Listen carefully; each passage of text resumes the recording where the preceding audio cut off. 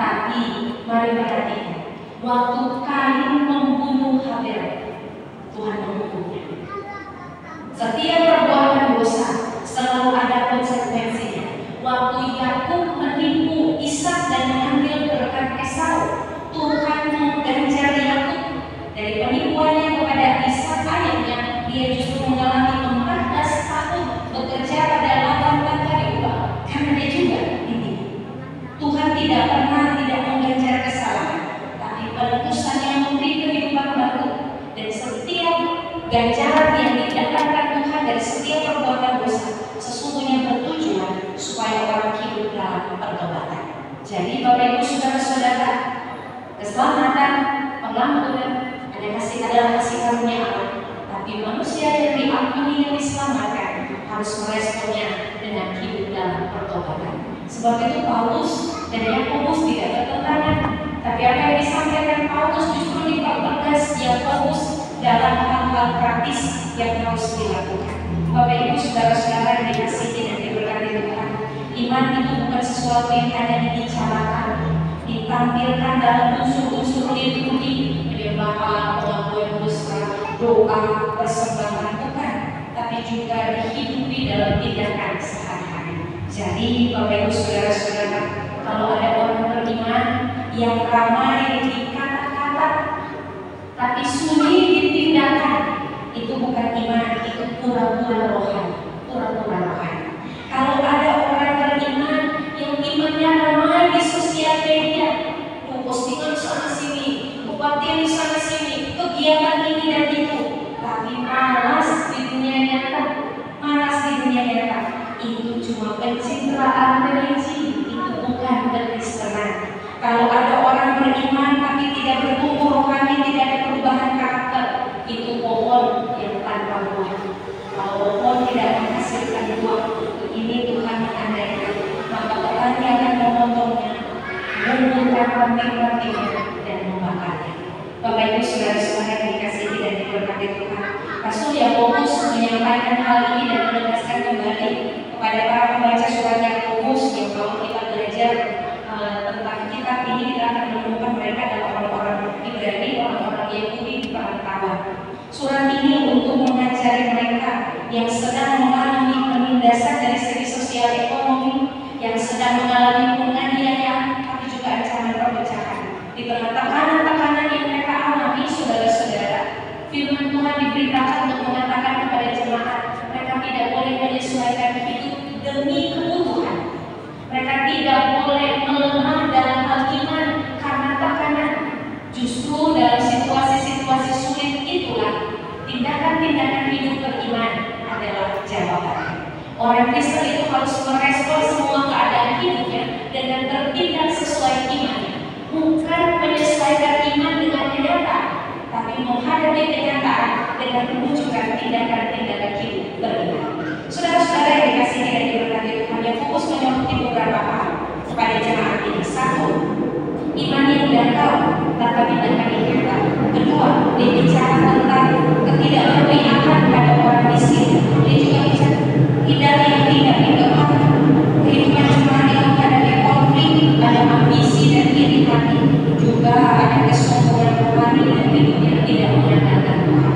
Di tengah situasi ini, yang mempertegas kepada mereka yang tahu benar, mereka yang tahu Taurat, mereka yang tahu pengajaran tentang Allah, mereka yang tetap melaksanakan ritual-ritual keagamaan yang unik. Kepada mereka begini pesan firman disampaikan, iman tanpa perbuatan adalah mati. Yakobus bilang dengan jelas, semua kamu lakukan, tapi kalau imanmu tidak nyata dalam perbuatanmu, kamu hidup dengan tidak melakukan firman, kamu hidup dengan menunjukkan hal-hal yang rohani dari segi ritual keagamaan, tapi di praktek hidup hari-hari kamu tidak menunjukkan hidup beriman, maka iman yang tanpa perbuatan itu sesungguhnya mati. Saudara-saudara yang dikasihi dan diberkati Tuhan, maka diperlukan 40 tahun mengikuti firman Tuhan ini. Merenungkan firman Tuhan mengajari kita beberapa hal. Satu, iman itu tidak boleh berhenti pada tahu tentang Tuhan.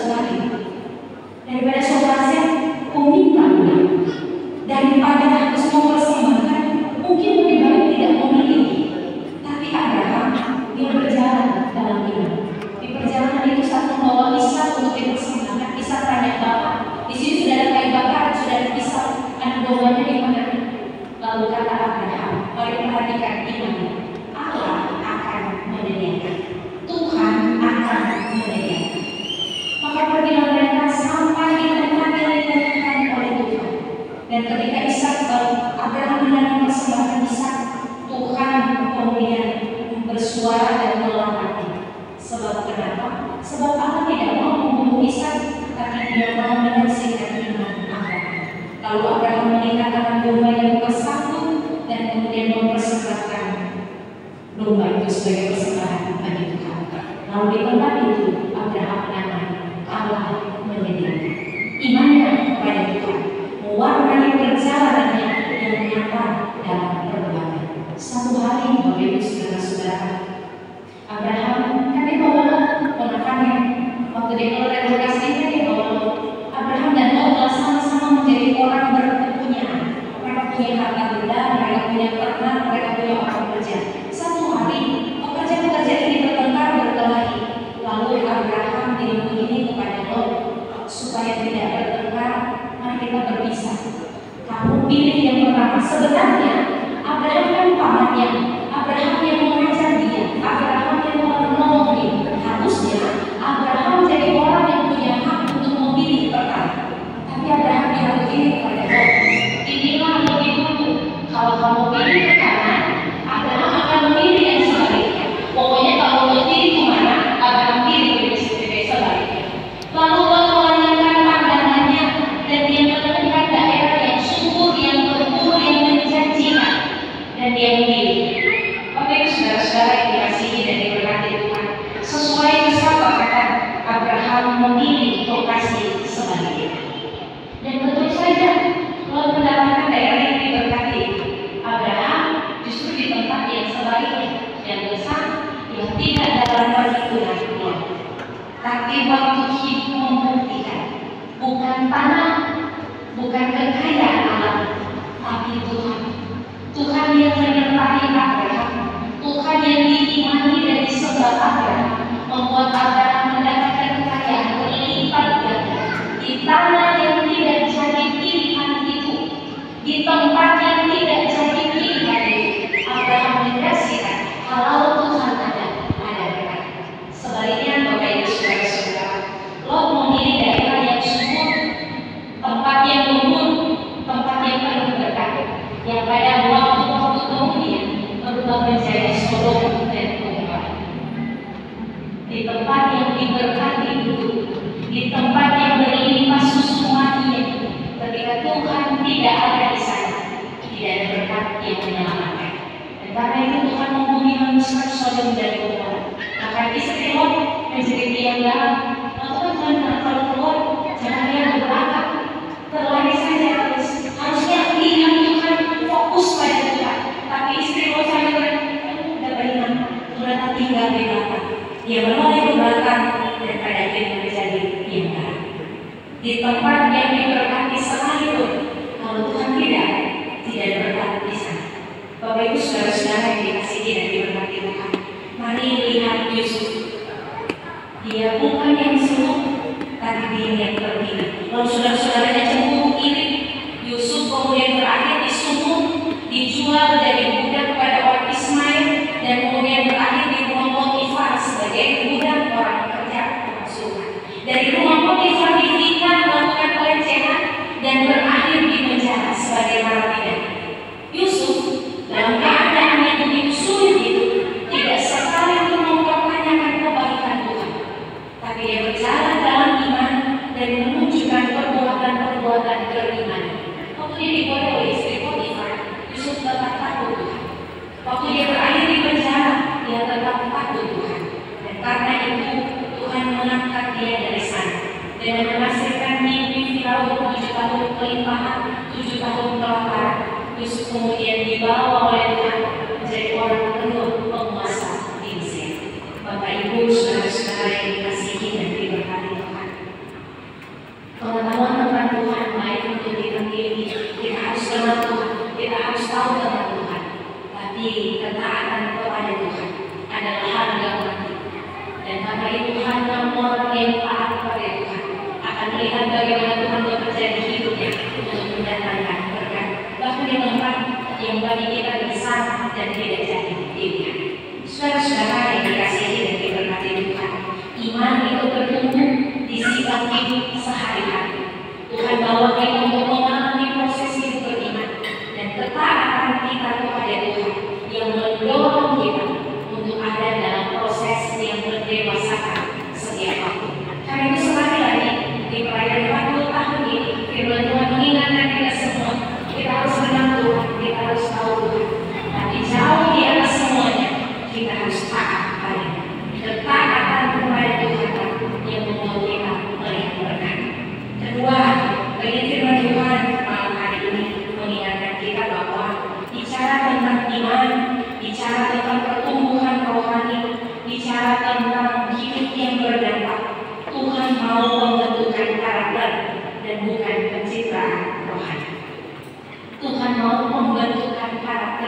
dan bukan pencitraan. Ada banyak orang Kristen yang datang beribadah tanpa menyembah kepada Tuhan. Ada banyak orang Kristen yang menyanyikan lagu rohani tanpa memuji Tuhan. Ada banyak orang Kristen yang melipat tangan yang menutup matanya dalam doa-doa bersama, tapi ini tidak bicara pada Tuhan dalam doa. Ada banyak. Dan kekristenan yang demikian, Bapak Ibu Saudara-saudara, sesungguhnya bukan Kristen. Ada banyak orang Kristen yang terjebak di situasi-situasi seperti ini. Kayak kalau datang ke gereja, selesai gereja, foto posting, sebenarnya foto dan posting bukan dosa, bukan. Yang jadi dosa adalah kemudian ketika hati kita bergeser dari yang mau cari Tuhan dan menyembah Tuhan, berubah jadi orang tahu bahwa dia masuk gereja dan ibadah. Yang jadi dosa adalah ketika kita yang datang di gereja bukan untuk memuji Tuhan, tapi berharap ketika kita posting orang puji itu dia rajin di gereja. Jadi dosa. Padahal sebenarnya posting foto ibadah tidak apa-apa, asal hati kita tidak berubah, kita tetap datang cari Tuhan dan beribadah kepada Tuhan. Ini yang lagi jiwa Bapak Ibu Saudara-saudara. Di era ini sebenarnya pembentukan karakter adalah sesuatu yang berproses dengan seharusnya lebih mudah, sebab di era digital kita punya begitu banyak sarana yang menolong kita untuk kenal Tuhan, tahu Tuhan, belajar tentang Tuhan. Kita bisa mengakses firman Tuhan dari handphone ya. Kita bisa baca renungan-renungan firman Tuhan, bisa kita dapatkan tontonan-tontonan yang mengulas tentang Alkitab, bisa kita peroleh pelajaran-pelajaran dari Plateo, bisa kita dapatkan dengan mudah. Tapi banyak orang justru gagal di sana. Yang kalau masuk di gereja, handphone justru menjadi berhalang. Sementara dengan khotbah, kemudian kita terdistraksi. Ada yang tanya begini, ternyata kalau kita baca Alkitab, mana yang lebih bagus? Di buku atau di handphone? Di buku atau di handphone? Sebenarnya Bapak Ibu Saudara-saudara, tidak ada hal yang berubah saat kita baca Alkitab di buku atau kita baca Alkitab di handphone, selama Alkitabnya sama ya, isinya sama. Tidak ada yang berubah. Kuasa Tuhan itu tidak lebih besar di buku atau di handphone, tidak. Kuasa Tuhan itu sama melalui semua kita. Yang jadi soal adalah orang sering terdistraksi. Kita sering mengalami itu yang namanya terdistraksi ketika kita ada di dalam gereja sedang beribadah ataupun di rumah sedang beribadah. Lalu kemudian kita dengan handphone dan fokus kita jadi berubah. Yang awalnya baca firman, lalu kemudian terdistraksi karena kita ada notifikasi apapun dia bilang. Lalu kemudian ada pemberitahuan, ada chat di WA, ada komentar di Facebook. Kalau kita sebenarnya tadi cuma baca Alkitab, lalu kemudian baca dulu komentar, balas dulu komentar, asik-asik dulu firman saudara nggak masuk, kiri nggak masuk, apalagi keluar kanan. Bagaimana bisa keluar kanan dan di kiri nggak masuk? Bapak Ibu Saudara-saudara yang dikasihi dan diberkati Tuhan, harusnya memang ini membawa kita punya banyak sekali kesempatan untuk kenal Tuhan dan bersaksi tentang Tuhan. Biar banyak kali teknologi justru jadi berhalang. Di dunia Bapak Ibu Saudara-saudara di bidang data sedang dikembangkan yang namanya GITA, bukan GITA, GITA, Gemini Intelligentsia Teknologi Artifisial. Jadi kita itu nanti akan jadi kayak chatbot, GPT-nya Gemini. Kalau kita mau cari tahu tentang Gemini, nanti sekarang sudah ada, kita bisa cek Gemini buat info dan bisa. Tapi belum tahu. Nanti kalau kita mau tanya segala sesuatu tentang Gemini, kita bisa tanya ke kita. Tapi hari ini belum lengkap Bapak Ibu, karena tadi berdasarkan dengan Bapak Pendeta Ibu masih sementara di rumah, masih sementara menyusun di rumah untuk membahasakannya dengan lebih sederhana, terutama buku katekisasi untuk generasi milenial dan Gen Z, untuk generasi Z, supaya bisa lebih mudah